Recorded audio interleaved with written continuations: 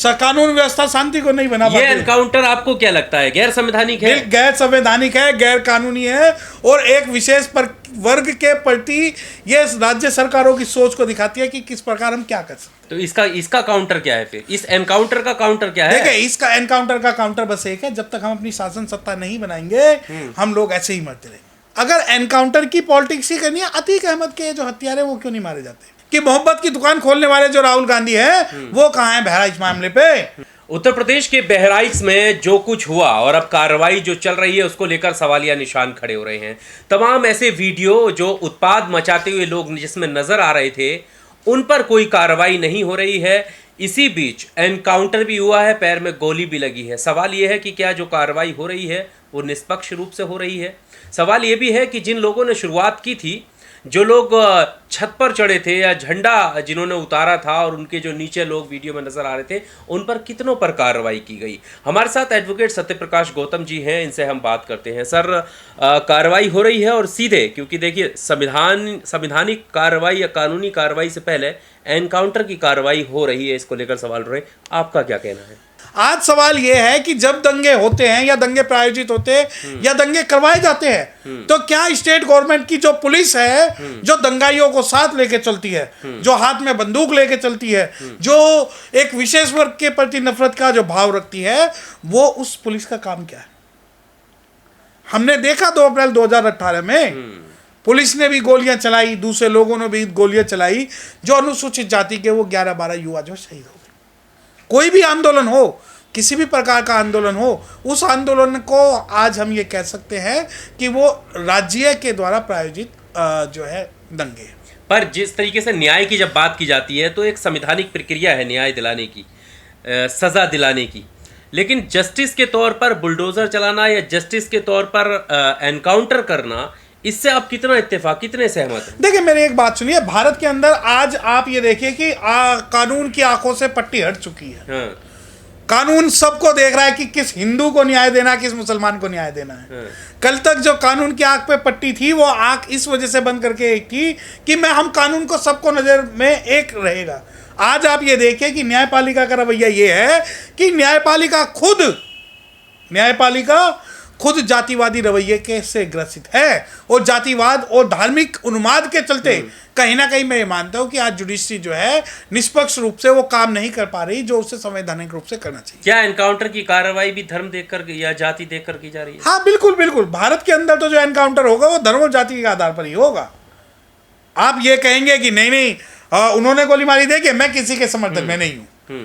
अगर कोई नुरेज मरता है या कोई राहुल मरता है या कोई गौतम मरता है तो जिन्होंने मारा है उसको जो आप कानून के सम्मत आप सजा दीजिए, कानून की प्रक्रिया का पालन कीजिए। परंतु अगर आप कानून की प्रक्रिया को बाईपास करके कुछ काम करते हैं तो यकीन मानिए कि जलते घर को देखने वाले फूस का चप्पर आपका है, उसके पीछे तेज हवाया आगे मुकद्दर आपका है, और तेरे कत्ल पे मैं भी चुप था, मेरा नंबर अब आया और मेरे कत्ल पे तू भी चुप है, अगला नंबर आपका है। यकीन मानिए जब तक ये शेड्यूल कास्ट और मुस्लिम चादर के दोनों कोनों को धोते रहेंगे, पूरी चादर हमेशा गंदी नजर आएगी। ये पूरा प्रशासन इन दोनों ने ऐसा भेद डाल दिया है समाज के अंदर कि जब तक ना ये शेड्यूल कास्ट मुस्लिम एक होंगे और ना ही शासन सत्ता में कोई परिवर्तन होगा। पर कैसे, ये जो आपने एक बड़ा उदाहरण दिया कि चादर गंदी नजर आएगी, तो चादर को साफ कैसे किया जा सकता है? देखिए, चादर तो पूरी धोई जाएगी, जब तक ये मुस्लिम जो है कांग्रेस और भाजपा से अलग नहीं हटेगा, जब तक ये शेड्यूल कास्ट कांग्रेस की गुलामी करना नहीं छोड़ेगा, तब तक कहीं ना कहीं कांग्रेस और भाजपा के जो लीडर्स हैं उनके मुंह में दही जमी रहेगी। और आप ये बात मानिए ना कि मोहब्बत की दुकान खोलने वाले जो राहुल गांधी है वो कहाँ है बहराइच मामले पे? वो हर दिन जो है, जब बहन कुमारी मायावती का शासन था ना उत्तर प्रदेश में, ये दोनों बहन भाई रोज जो है अलीगढ़ पड़े होते थे। इन्हें हर आंदोलन जो नजर आता था उत्तर प्रदेश में नजर आता था। क्या आज बहराइच के अंदर क्या वो जाएंगे? क्या वो इस बारे में एक बड़े लीडर मुस्लिमों की जो हक परस्ती की बात करते हैं, एक बहुत बड़े लीडर जो है वो कह रहे हैं जंग अभी जारी है, जंग का आगाज होगा। तो मैं ये बताना चाहता हूं कि ये जिस प्रकार से ये दोनों समाज अलग बटे हुए हैं, आज यकीन मानिए कि आज इन दोनों समाजों को, इस समाज को बनाने के लिए एकजुटता दिखानी होगी, तभी इन दोनों का अस्तित्व बचेगा, वरना ये दोनों जो है खत्म हो जाएंगे। पर हमने देखा कि जब मुस्लिम प्रोटेस्ट करते हैं या SC/ST के प्रोटेस्ट होते हैं, तो आपने बताया भी उदाहरण अप्रैल का कि किस तरीके से 2 अप्रैल को गोली चला दी गई थी। और ऐसी मुस्लिम जब प्रोटेस्ट करते हैं तो देखा जाता है कि अगर हिंसा या कहीं आगजनी होती है तो फिर उनसे वसूली की जाती है। आज जो बहराइच में हुआ उसको लेकर कहीं पर भी जो मुआवजा है, जिनकी दुकान है, शोरूम जलाए गए, उनकी बात नहीं हो रही है। वीडियो में चिन्हित कर कर कार्रवाई उन पर नहीं हो रही, तब कि ऐसे तमाम चेहरे जो है सामने आ रहे हैं। देखिए मेरी एक बात सुनिए आप, मुझे मैं आपको एक ऐतिहासिक रूप से एक बात बताता हूँ। मुस्लिमों को बाबा साहब जो है 70 साल बाद नजर आए, याद आए। उससे पहले तो मुस्लिमों को सिर्फ कांग्रेस और कांग्रेस के लीडर्स याद होते थे। कब आए? जब CAA NRC हुआ, जब दिल्ली और शाहीन बाग के अंदर प्रोटेस्ट हुआ। उन प्रोटेस्ट के अंदर जो पढ़ी लिखी जमात मुस्लिमों की है, उन्होंने बाबा साहब को समझा, तब उन्होंने कहा कि हाँ हम संविधान की बात करेंगे। एनकाउंटर जस्टिस पर आपका क्या कहना है? कानूनी रूप क्या होना चाहिए? नहीं, देखिए एनकाउंटर नाम की कोई भी जो जस्टिस के अंदर में कोई भी जगह नहीं है। अगर आप एनकाउंटर करते हैं तो मैं आपको बता दूं, पूरे भारत के अंदर जो एनकाउंटर है वो फिक्स एनकाउंटर है। सारे? बहुत सारे। अच्छा। बहुत सारे फिक्स एनकाउंटर है। और उन एनकाउंटरों में मरने वालों की अगर आप जाति और धर्म देखेंगे तो बहुत सारी पिक्चर क्लियर हो गया है। मतलब साफ है कि कौन है उसमें। मैं आपको कह रहा हूं, खुल के आपके चैनल के माध्यम से कह रहा हूं कि एनकाउंटर सिर्फ और सिर्फ जाति और धर्म देख के भारत में होता है। एनकाउंटर ऐसे नहीं होता कि उन्होंने सरकार, मैं आपके चैनल से कह रहा हूं, मैं हूं एनकाउंटर के समर्थन में। पर क्या समर्थन में क्यों है आप? मैं जो कानूनी एनकाउंटर है, जो कॉन्स्टिट्यूशनली परमिटेड एनकाउंटर है, अगर कोई व्यक्ति बिना जाति बिना धर्म के विद्वेष के अगर सरकार पे, समाज पे, राष्ट्र पे हमला करता है और वो काबू में नहीं आता और परिस्थिति ऐसी बनती है कि उसको एनकाउंटर करना पर अभी की जो परिस्थिति है वो एनकाउंटर के लायक नहीं, बिल्कुल नहीं। देखिए मैंने आपको बताया कि अगर AK-47 बंदूक, AK-47 अगर किसान पे मिलेगी तो उग्रवादी है, दलित पे मिलेगी तो नक्सलवादी है, कश्मीरी मुस्लिम पे मिलेगी तो उग्रवादी है, कश्मीर और किसी पढ़े लिखे मुस्लिम पे मिलेगी तो आतंकवादी है। और वही AK-47 अगर संजय दत्त पे मिलेगी तो उसकी नाम की बड़ी बड़ी फिल्में बना के उसे राष्ट्र का सबसे बड़ा हीरो बनाया जाएगा। वही एनकाउंटर पॉलिसी है। कोई शेड्यूल कास्ट और मुस्लिम को आप मार दोगे, परंतु वही फूलन देवी के हत्यारे को आप महामंडित करोगे। तो अगर आप किसी को धर्म और जाति देख के एनकाउंटर कर रहे हो तो एनकाउंटर के लिए तो बहुत सारे लोग हैं इस बात में जिनके ऊपर उंगलियां उठ रही है कि इनका एनकाउंटर होना चाहिए। पर क्या वजह है, जब प्रशासन के हाथ इतने सारे सबूत हैं, सामने वीडियोस हैं, जो घटना हुई है उसके गवाह भी मिल जाएंगे, उसके बावजूद प्रशासन एनकाउंटर की पॉलिसी क्यों अपना? क्यों नहीं कानूनी कार्रवाई से उनको सजा दिलवाई? देखिए दो चीजें। हाँ। एक बात मैं आपको क्लियर बता दूं, मैं फिर कह रहा हूँ कि एनकाउंटर का अगर आप रेशियो देखेंगे और आप शेड्यूल कास्ट और मुस्लिमों को देखेंगे तो आपको पता लग जाएगा कि किसका एनकाउंटर होता है इस भारत के अंदर, किसका एनकाउंटर होता है। परंतु अब जब आप इस एनकाउंटर की वर्तमान की बात कर रहे हैं तो मैं यकीन मानिए कि भारत के अंदर बहुत सारे आंदोलन इससे भी ज़्यादा हिंसक हुए। आप ये कहते हो कि उसने फलाने ने गोली मारी, हमने एनकाउंटर में मारा गया। देखिए एनकाउंटर जो रूल है, जो विदाउट कॉन्स्टिट्यूशनल एनकाउंटर रूल है, वो भारत के संविधान में उसकी कोई जगह नहीं है।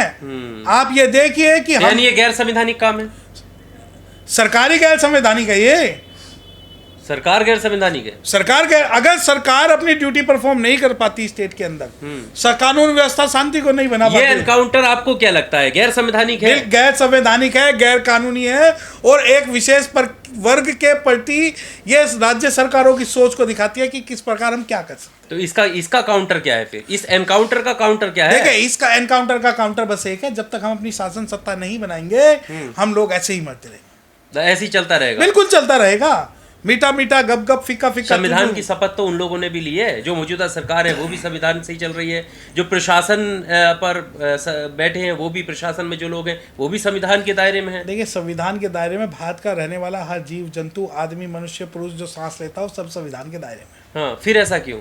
वो इसलिए क्योंकि जो सरकारें हैं जो सरकार एक सोच को बढ़ावा दे रही है, एक विचारधारा को बढ़ावा दे रही है। आप ये देखिए कि खुल्लम खुल्ला आज यूट्यूब पे कि भाई मुल्ला है, मुस्लिम है, चमार है, चूड़ा है, भंगी है, ये है वो, खुल के गालियां दी जाती है और उसको सरकार प्रमोट करती है। वो चाहे तो 1 सेकंड में बंद हो सकती हैं सारी चीज़ें, परंतु वो बंद नहीं हो रही। अब जब एनकाउंटर पॉलिटिक्स की बात है, एनकाउंटर पॉलिटिक्स आप ये मानिए कि उत्तर प्रदेश के अंदर ही क्यों, पिछले कई सालों का अगर आप डाटा निकालेंगे, मुझे एक बात बताएं कि पिछले कई साल के डाटा में आप अगर ये देखेंगे एनकाउंटर किस लोगों का हुआ, तो आपको अपना जवाब तुरंत मिलेगा कि इस एनकाउंटर के पीछे क्या साजिश है। पर इस तरह की जब घटनाएं होती हैं, आपको लगता है कि जैसे वो उत्तर प्रदेश के मुख्यमंत्री हैं, वो कहते हैं बटोगे तो कटोगे, यानी वो एक होने की बात करते हैं, एक रहोगे नेक रहोगे, लगता है कि ये प्रभाव है समाज पे, इस तरीके के मैसेज जाते हैं? देखिए, पहली बात, अगर कोई संवैधानिक पद पर बैठकर इस तरह की बातें करता है तो उसे मोरल रूप से, व्यक्तिगत रूप से अपना जो है त्यागपत्र दे देना चाहिए, क्योंकि वो लीडर जो है वो किसी एक विशेष वर्ग का नहीं है। वो लीडर उसका नहीं है जिन्होंने उसे वोट दी है, बल्कि वो सभी का लीडर है। उसके अंदर, चाहे मैं खुल के कहता हूँ कि अगर मैंने बीजेपी को वोट नहीं दी तो इसका मतलब ये नहीं कि भारत का प्रधानमंत्री मेरा नहीं है, सभी के लिए, वो सभी के लिए है। अगर उत्तर प्रदेश का मुख्यमंत्री एक विशेष वर्ग को कहता है तो इसका मतलब उसकी जो इनकम्पेटेंसी है और उसे जो है तुरंत त्यागपत्र दे देना चाहिए, या केंद्र सरकार को उससे त्यागपत्र ले लेना चाहिए। देखिए, मैं तो आपको एक मुद्दे पर बिल्कुल स्पष्ट रूप से कहना चाहूँगा कि ना तो मैं किसी दंगाई के साथ हूँ, ना ही गोली मारने वाले के साथ हूँ।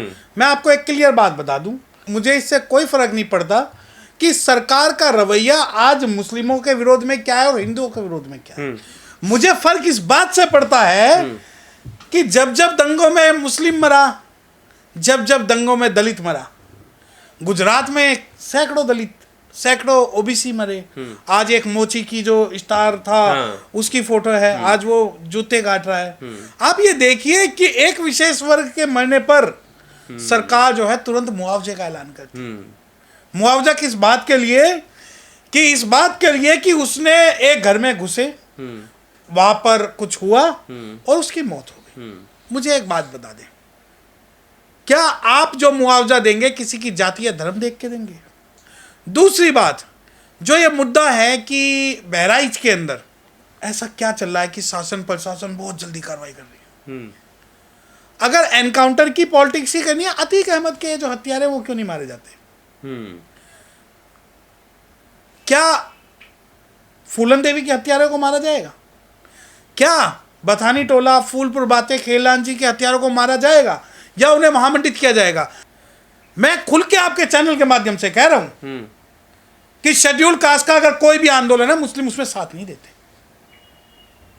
वो इसलिए साथ नहीं देते क्योंकि बहुत सारे मुस्लिमों की ये मानसिकता है, अरे हम इन चूड़े चमारों के साथ रहकर अपना आंदोलन तैयार करेंगे, हम तो बड़े लोग हैं, हमारे 70-72 फिरके हैं, हम उन फिरकों में सबसे नंबर 1 है, हम सबसे अव्वल है। परंतु मुस्लिम समाज आज जाग चुका है।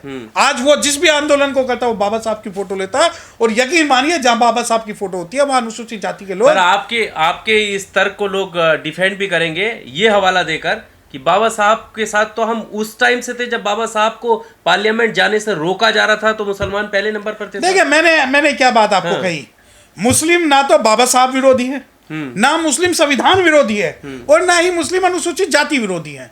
एक बहुत बड़ा तबका मुस्लिमों का अपने आप को वर्गों में बांट चुका है, जो फिरके हैं उनमें बांट चुका है। मैं देखता हूं जब शेड्यूल कास्ट के जितने आंदोलन है, अब आप ये देखिए कि शेड्यूल कास्ट का कोई आंदोलन होता है, उसमें मुस्लिमों की रहनुमाई होती है, मुस्लिमों का पार्टिसिपेशन होता है, और वो जानते हैं कि आज इनकी बारी है तो कल हमारी बारी हो। लेकिन मैं एक बात कहता हूँ शेड्यूल कास्ट के बारे में, हमारे पास कुछ नहीं है, 5000 साल से कुछ नहीं था, आज कुछ नहीं है। अरे मुस्लिमों तो पूरे भारत में राज करता था, 600 रियासतों का राजा था, फिर हम आज भी खड़े हुए। अब आप कहते हैं कि भाई मुस्लिम समाज बाबा साहब के साथ था। हाँ, क्या मुस्लिम समाज सब क्लासिफिकेशन के मुद्दे पर शेड्यूल कास्ट के साथ आया? क्या मुस्लिम समाज SC/ST एट्रोसिटी एक्ट पर शेड्यूल कास्ट के साथ आया?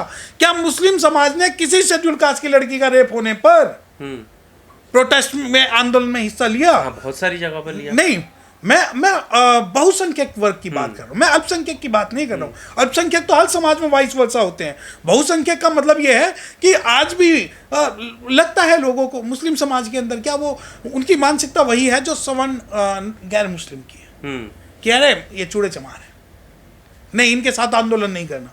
पर यकीन मानिए जो शोषित है, जो वंचित है, ना तो आज भारत के अंदर उसका कोई धर्म है, ना ही उसकी कोई जाति है। मुस्लिम चाहे कोई कितना अमीर हो जाए, जब सरकार उसे खत्म करने पे आती है ना, सिर्फ इतना टाइम लगता है। वक्फ प्रॉपर्टी बोर्ड, वक्फ प्रॉपर्टी एक्ट लाया गया है, एनिमी प्रॉपर्टी एक्ट लाया गया है। आपको बताऊं, अधिकतर मुस्लिमों को यही नहीं पता कि वक्फ प्रॉपर्टी एक्ट क्या है, एनिमी प्रॉपर्टी एक्ट क्या है, क्या इसका मतलब है, क्या इसके परिणाम होंगे, हम जानते हैं। शेड्यूल कास्ट जानते हैं, क्योंकि शेड्यूल कास्ट जब भगवान बुद्ध को मानते हैं तो उनकी सारी विरासतें छीन के जो है गैर बुद्धिस्टों के हाथ में दे दी गई, और आज हम जो है अपने जो बुद्धिस्ट प्लेस है उनके लिए लड़ रहे हैं, उन्हें देखते हैं दूर से। कल मुस्लिम भी देखेगा। अब सवाल यह है कि क्या अल्पसंख्यक मुस्लिम, यानी कि मुस्लिमों का 5% का तबका और शेड्यूल कास्ट का 5% का तबका या 10% तबका मिलके उन लोगों के 100% से लड़ सकते हैं? नहीं लड़ सकते। जब तक मुस्लिम समाज की 90% जो सोच है और शेड्यूल कास्ट की 90% लोगों की सोच है, जब तक वो नहीं मिलेगी, जब तक आंदोलन नहीं होगा। क्योंकि आंदोलन के लिए जरूरी है हम दोनों समाजों को मिलकर एक रूपरेखा बनानी पड़ेगी, और गैर कांग्रेसी और गैर भाजपाई सरकार का हमें निर्माण करना पड़ेगा।